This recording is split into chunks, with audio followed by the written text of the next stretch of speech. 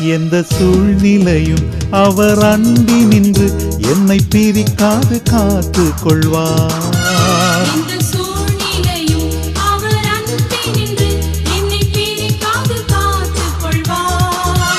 என்னை நம்பியவர் வந்த பொறுப்பதனை அவர் வரும் வரை காத்து கொள்வேன்.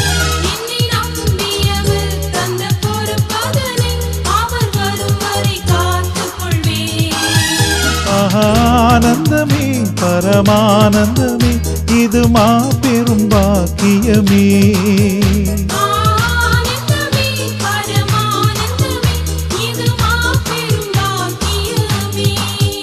இந்த பாதலத்தின் சொந்தக்காரர் அவர் எந்த உள்ளத்தில் சொந்தமானார்.